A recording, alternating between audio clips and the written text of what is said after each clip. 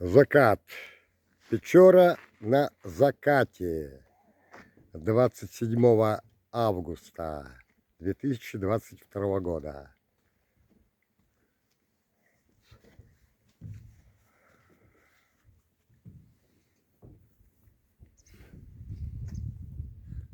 Итак, Иван Филиппович, вы в 1970 году 26 июня приступил работать в Комсомольском леспромхозе.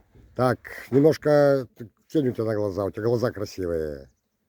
Так, и насколько я помню, вы были каким-то ответственным за спорт. Или я не прав? Немножко не прав. Я просто приехал, сильным, назовем так, перворазрядником по тем временам. И первые же соревнования, допустим. Давай вот здесь, вот так вот. Вот здесь в стань. районе я в тройку входил среди сильнейших. Троицко-Печорского района или Района. Комсомольского? Района. Да. Там друзья, товарищи Зимовкин, очень сильный лыжник был. Страшко Валентин. Вовка еще слабый был, впоследствии мастер спорта стал в Москве сейчас. Страшко Вовка уже нет в живых. Шаманов Владимир, которому сейчас 81 год, он кандидат мастера был. Мы все на него равнялись, который стал впоследствии тренером Бажукова Николая Серафимовича. Вот. Сильные, кто там еще были? Еще было много. Так, спорт это в какой-то степени тривиально для данной местности географической. А вот я помню, что у нас в школе практически на профессиональном уровне проводил занятия кто-то, я не помню кто, сейчас попрошу назвать, по боксу. По боксу. Кто-то профессионально проводил занятия по тяжелой атлетике. Назови, пожалуйста, вспомни этих мастеров. Я жил на берегу общежития и смотрю, появился высокого роста, такой за 1,80 м, где-то килограмм 90, Головачук Иван Филиппович, как и я. Он помоложе, 52-го года. Чемпион Молдавии, служил в Ленинградском военном округе и по ЦСКА был чемпионом в своем в весе до 82 килограмм. По боксу? Да. У него факт, медали, наградные ленты, книжки были посвящены боксу, и где перечислялся в том числе Головачук Иван Филиппович. Он побыл года 3-4 у нас, делали матчевые товарищеские встречи и в Знаменке, и здесь. Потом он уехал в Ухту, в Ухте работал года 4. Потом уехал в Молдавию, в город Бельцы. На сегодня его, говорят, в живых нет. Так, это касается бокса. Бокса. Так, а что касается тяжелой атлетики? А вот где-то, по-моему, раньше, чем Иван, перед Иваном был, появился, смотрю, в общежитии ходит, где-то моего примерно роста, на пару сантиметров выше. Широкоплечий, назовем так простым именем, толстогрудый. Я, естественно... Мускульный очень, мускулы были у него. Мощный. Да. Да. В категории 82 килограмма. Он постарше был. Если Головачук был 52-го, а этот был 41-го. Цимбал Николай, отчество не помню. С Львовской области приехал сюда на заработки.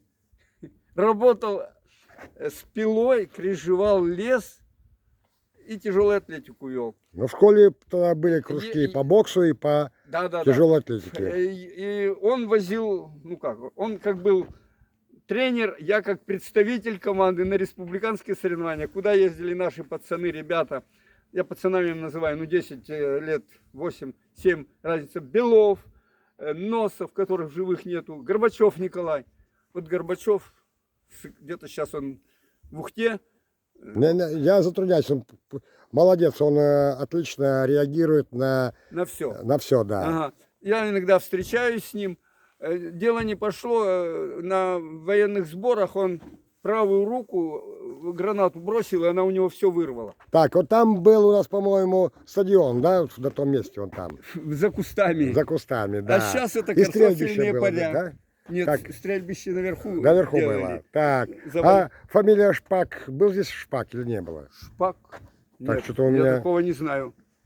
Такого не знаю. Так, ли это Иван Васильевич меняет профессию, там шпак был, да? Может быть. Да, это Так, что еще бы хотел ты поведать, что у нас было тем, кто потом придет? У них ничего нету такого, что было у нас. Все сейчас, к сожалению, платно. Да, то, что было вот это при нас, я, конечно, очень много сил отдавал именно лыжному спорту. И уже Коля, олимпийский чемпион будущий, когда подрос, и вот сейчас он и говорит: Ваня, это твоя заслуга, что альтернативу создавал Троиц-Печорску. И там появилось очень много сильных очень лыжников, тренера, естественно, там база, там много что больше. И там появились мастера спорта пошли, такие как и Парфенов после и прочее, очень сильные лыжники. Ну и в Якше еще друг и товарищ, тоже 53-го года рождения, 1953-го, Михаил Васильевич Пашин. Не могу не вспомнить. Николай Серафимович Бажуков услышит, если это дело.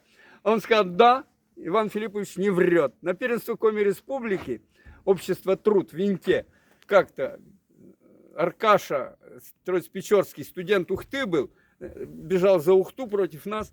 Он был первым на 15 километров среди юниоров.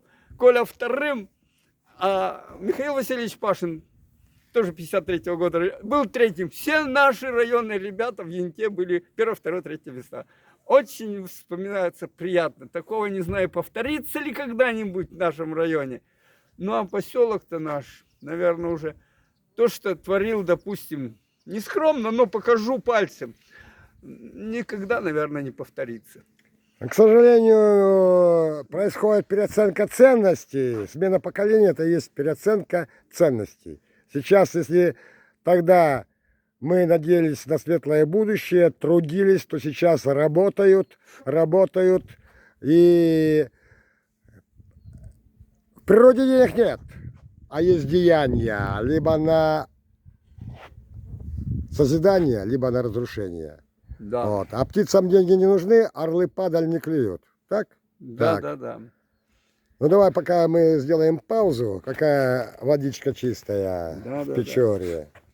Видимо, трактором толкали видно себе дно, бочковые. видно дно.